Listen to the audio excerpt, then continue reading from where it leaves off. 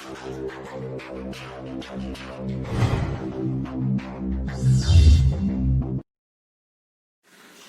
Everyone, welcome to my channel. आज इस video में हम डिस्कस करने वाले हैं crystal field theory for tetrahedral complexes. तो उसके लिए सबसे पहले इन की पॉइंट्स को समझ लेते हैं। देखिए, पहला की पॉइंट है कि यहाँ पे आपका कोऑर्डिनेशन नंबर 4 होगा। इसका मतलब मेटल आयन के सराउंडिंग में आपको 4 लिगेंड मिलने वाले हैं। दूसरी बड़ी बात कि जब आपके मेटल आयन के सराउंडिंग में लिगेंड का एनवायरनमेंट आता है, जब लिगेंड उसको अप्रोच करते हैं तो जो डीजेनेरेसी होती है वो खत्म हो जाती है।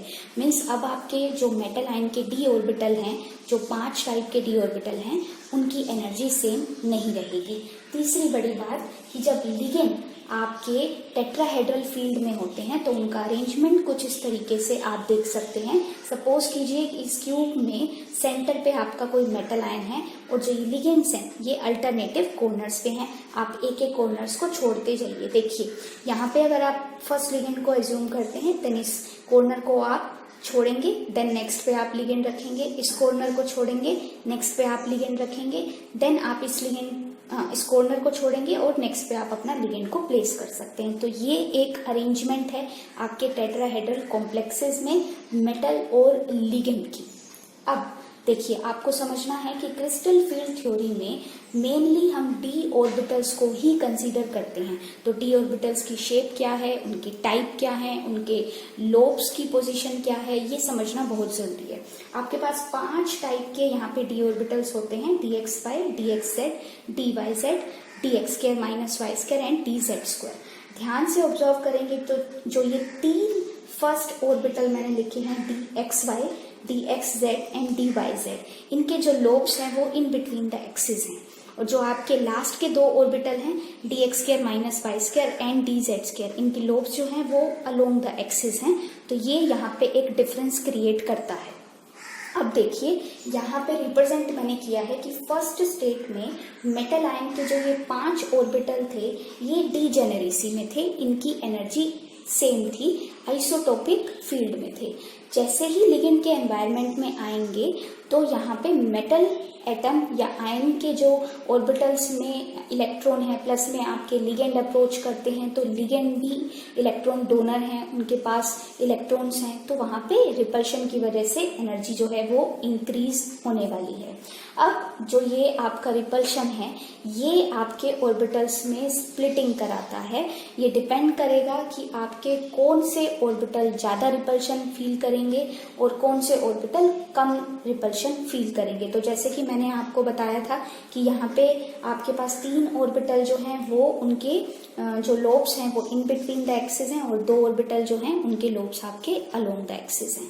देखिए, टेट्राहेड्रल फील्ड में वैसे तो कोई भी जो लिगेंड है वो आपको डायरेक्टली अप्रोच नहीं करता, मीन्स मेटल आयन के डी ऑर्बिटल्स को डायरेक्टली अप्रोच नहीं करता, लेकिन फिर भी ये देखा गया है कि जो ये 3 ऑर्बिटल हैं आपके dxy, dxz एंड dyz, ये आपको जो आपके लिगेंड हैं वो मेटल आयन के इन 3 ऑर्बिटल्स को ज़्यादा अप्रोच करते हैं। मीन्स यहाँ पे ज़्यादा रिपल्शन फील किया जाता है और इसीलिए उनकी एनर्जी भी जो है वो अपर लेवल पे यहाँ पे दिखाई गई है।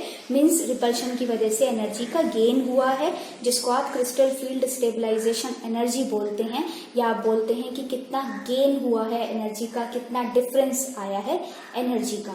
जबकि जो ये 2 ऑर्बिटल हैं जिनके लोब्स आपके अलोंग द एक्सिस हैं, वहां पे रिपल्शन कम है, आप बोलेंगे कि वहां पे एनर्जी डिक्रीज हुई है। अब वो कितने अमाउंट से हुई है, तो यहाँ पे लिखा है कि जो आपके T2 ऑर्बिटल हैं, जो आपके ट्रिपली डीजेनरेट ऑर्बिटल्स हैं, ये 3 ऑर्बिटल, तो उनकी एनर्जी इंक्रीज हुई है 0.4 आपकी वैल्यू से। डेल्टा टी का मतलब है डेल्टा कि वो जो डिफरेंस या गेन आया है एनर्जी का, और टी मीन्स टेट्राहेड्रल, तो प्लस 0.4 डेल्टा टी ये आपकी वैल्यू है T2 आपके ऑर्बिटल्स के लिए। इसके बाद जो आपका ई लेवल है, ई मीन्स डबली डीजेनरेट ऑर्बिटल्स, जिसमें आपके ये 2 ऑर्बिटल्स आते हैं dx2 - y2 एंड dz2, उनकी एनर्जी का डिक्रीज हुआ है, इसीलिए -0.6 डेल्टा टी।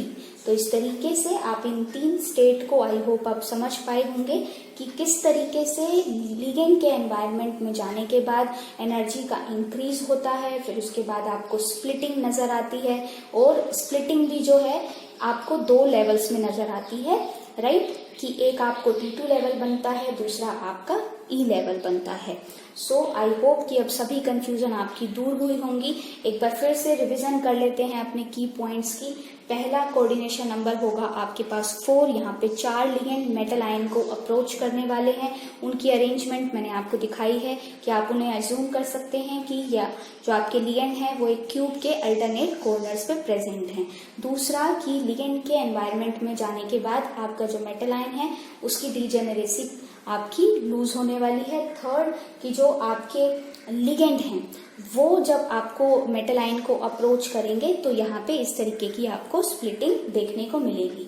नेक्स्ट वीडियो में आप देखेंगे कि आपकी जो CFSE है वो टेट्राहेड्रल कॉम्प्लेक्सेस में आप किस तरीके से कैलकुलेट कर सकते हैं, उनकी मैग्नेटिक प्रॉपर्टीज को कैसे प्रिडिक्ट कर सकते हैं। So if you like this video please like, share and subscribe our channel, and if you want to get good chemistry study material then you can join our Telegram channel, and if you want to discuss over chemistry problems then you can join our Facebook group. Links are given in the description box. Thanks for watching.